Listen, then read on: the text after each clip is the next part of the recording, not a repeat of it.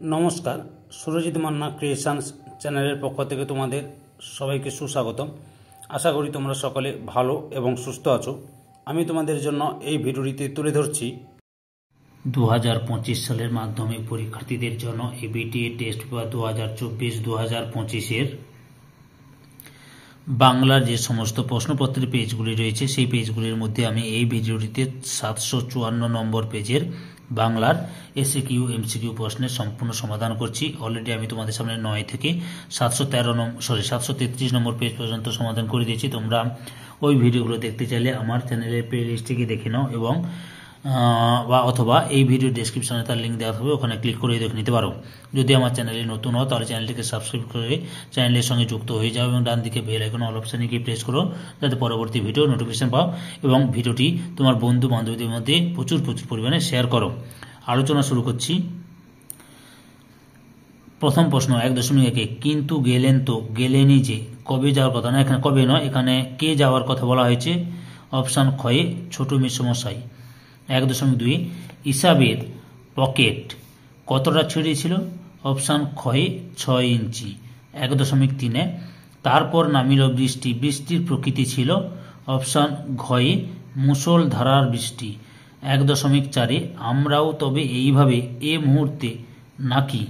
Option খয়ে মরে যাব নাকি। 1.5 নিভৃত অবকাশের স্রষ্টা কি সংগ্রহ করেছিলেন। অপশান ঘয়ে দুর্গমের রহস্য। 1.6 কৃপা করো পদ্মা কার কৃপা প্রার্থনা করেছেন। অপশান ঘয়ে নিরঞ্জন। 1.7 কালীর অক্ষর নাইকো পেটে চণ্ডী পড়েন কোথায়। অপশান গয়ে কালীঘাটে। 1.8 কলিকাতা বিশ্ববিদ্যালয় পরিভাষা সমিতি নিযুক্ত করেছিল। অপশান কয়ে 1936 খ্রিস্টাব্দে। 1.9 19 শতকে কত আনায় 32,000 অক্ষর লেখানো যেত। কত আনায় 32,000 অক্ষর লেখানো যেত। অপশান গয়ে 12,000। 1.10 বর্ধমান যাচ্ছি চিহ্নিত পথটি হল। অপশান ঘয়ে অধিকরণ কারক। 1.11 রাম শ্যামকে তবলা শেখাচ্ছে, শ্যামকে হল। অপশান খয়ে প্রযোজ্যকর্তা। 1.12 রাজনীতি সমস্ত পথটির নাম।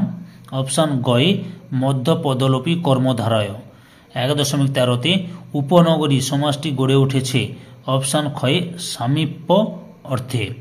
1.14 আজকের দিনটা বেশ কাটল গঠনগত দিক থেকে বাক্যটি হল। অপশান কয়ে সরল বাক্য। 1.15 মহাশয়ের কি করা হয়, এটি কোন বাচ্যের দৃষ্টান্ত। অপশান গয়ে ভাব বাচ্য। 1.16 কর্মবাচ্যের কর্তাকে বলে। অপশান খয়ে অনুক্ত কর্তা। 1.17 বাঁশি বাজে, এটি যে বাচ্য। অপশান ঘয়ে কর্মকর্তৃবাচ্য। 2 দাগে কম বেশি 20টি শব্দে নিচের প্রশ্নগুলির উত্তর দাও। 2.1 যে কোনো 4টি প্রশ্নের উত্তর দাও। 2.1 এমন সময় ঘটল সেই ঘটনা, এখানে কোন ঘটনার কথা বলা হয়েছে। উত্তর আশাপূর্ণা দেবীর লেখা জ্ঞানচক্ষু গল্পে তপনের ছোট মাসি আর মেসো এক সন্ধ্যা তার পত্রিকা হাতে নিয়ে তপনদের বাড়ি এসেছিলেন। যে পত্রিকায় তপনের প্রথম গল্পটি ছাপা হয়েছিল, এখানে এই ঘটনার কথা বলা হয়েছে। 2.1.2 বরং একটু তারিফই করলেন। কে কিসের তারিফ করলেন। উত্তর সুবোধ ঘোষের বহুরূপী গল্পে পুলিশ সেজে হরিদা দয়ালবাবুর লিচু বাগানে দাঁড়িয়ে থেকে 4 জন স্কুল পড়ুয়াকে ধরলে তাদেরকে ছাড়িয়ে নেওয়ার জন্য মাস্টার মশাইয়ের কাছ থেকে নগদ 8 আনা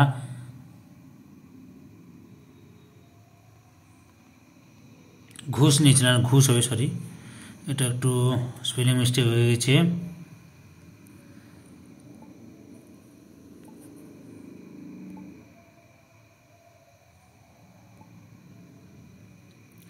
ঘুষ নিয়েছিলেন। পরে যখন মাস্টার মশাই জানতে পারেন যে এটি ছদ্মবেশী হরির কাণ্ড, তখন তিনি হরিদার সাজের তারিফ করেছিলেন। 2.1.3 বুড়ো মানুষের কথাটা শুনো। বুড়ো মানুষ কোন কথা বলেছিলেন। উত্তর শরৎচন্দ্র চট্টোপাধ্যায়ের লেখা পথের দাবি গল্পে বুড়ো মানুষ অর্থাৎ পুলিশ অফিসার নিমাইবাবু গিরিশ মহাপাত্রকে বলেছিলেন সে কদিনে বা বাঁচবে, তার দেহের যা অবস্থা, আর যেন সে গাঁজা না খায়।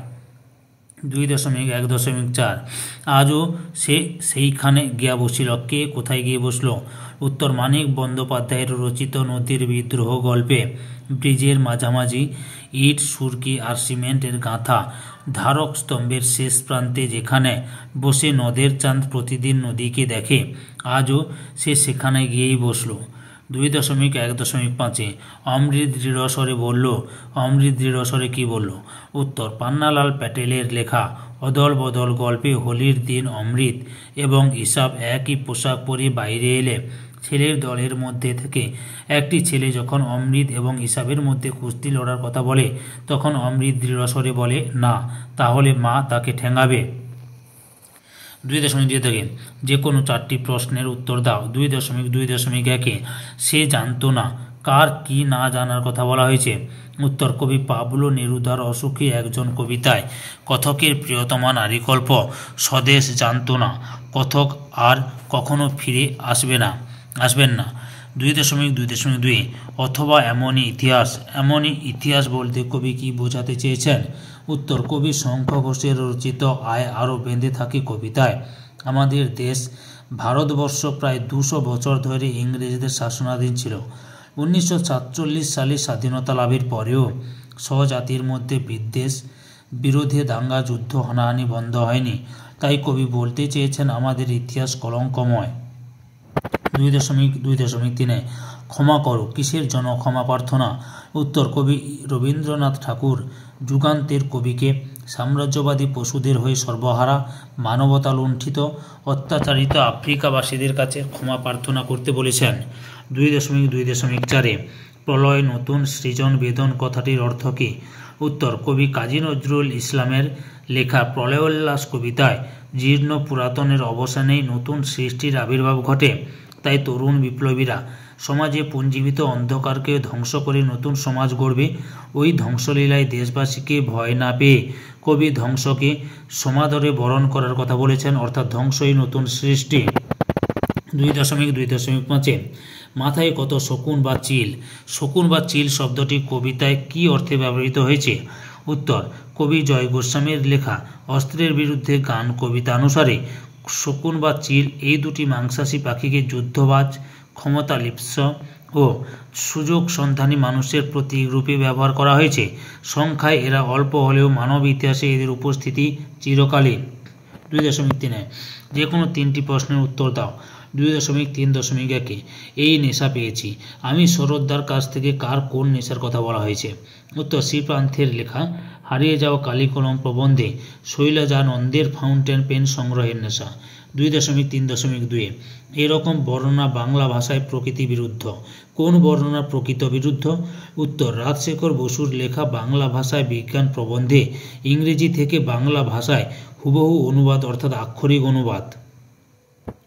2.3.3 হয়তো ফিনিশীয় আমি। ফিনিশীয় বলে বক্তা কি করতেন? উত্তর, হয়তো ফিনিশীয় আমি বন প্রান্ত থেকে কুড়িয়ে নিতাম একটা হাড়। 2.3.4 কালিদাসের এই উক্তি কাব্যের উপযুক্ত কোন উক্তি? উত্তর, হিমালয় যেন পৃথিবীর মানদণ্ড। 2.4 দাগে যে কোনো 8টি প্রশ্নের উত্তর দাও। 2.4.1 শূন্য বিভক্তির কাকে বলে? উত্তর, যে শব্দ বিভক্তি শব্দের পরে যুক্ত হয়ে শব্দকে পদে পরিণত করে কিন্তু নিজে অপ্রকাশিত অবস্থায় থাকে এবং মূল শব্দটির কোনো পরিবর্তন ঘটায় না, তাকে শূন্য বিভক্তি বলে। 2.4.2 সাধনকর্তার একটি উদাহরণ দাও। উত্তর, ঢেঁকি স্বর্গে গেলেও ধান ভানে। 2.4.3 সিন্ধু তীরে পদটির ব্যাস বাক্য সহ সমাসের নাম লেখ। উত্তর, সিন্ধু তীরে সমান সিন্ধুর তীরে সম্বন্ধ তৎপুরুষ সমাস। 2.4.4 ব্যাস বাক্যটি সমাসবদ্ধ করে তার শ্রেণী নির্ণয় করো। ক্রিয়াহার সহিত বর্তমান। উত্তর, সক্রিয় সার্থক বহুব্রী সমাস। 2.4.5 তদ্বিদার্থক দ্বিগু সমাসের একটি উদাহরণ দাও। উত্তর, দুটি কড়ির বিনিময়কৃত সমান দু কড়ি। 2.4.6 আমি তাকে ছেড়ে দিলাম নঙ্গর্থক বাক্যে রূপান্তর করো। উত্তর, আমি তাকে ধরে রাখলাম না। 2.4.7 হোম টাস্ক হয়ে ওঠেনি বাক্যটিকে জটিল বাক্যে রূপান্তর করো। উত্তর, যা হয়ে ওঠেনি তা হোম টাস্ক। 2.4.8 বিশেষণ ও বিশেষ্য যোগে একটি বিশেষ্য খণ্ড তৈরি করে বাক্যে ব্যবহার করো। উত্তর, তুমি ধীরে আর সাবধানে যাও। 2.4.9 ওয়াটস পত্র দেখিল ভাববাচ্যে পরিণত করো। উত্তর, ওয়াটসের পত্র দেখা হলো। 2.4.10 লুপ্ত কর্মে ভাববাচ্যের একটু উদাহরণ দাও। উত্তর, এত বলা যায় না। সম্পূর্ণ ভিডিওটি দেখে আমার চ্যানেলে পাশে থাকার জন্য তোমাদের সবাইকে অসংখ্য অসংখ্য ধন্যবাদ।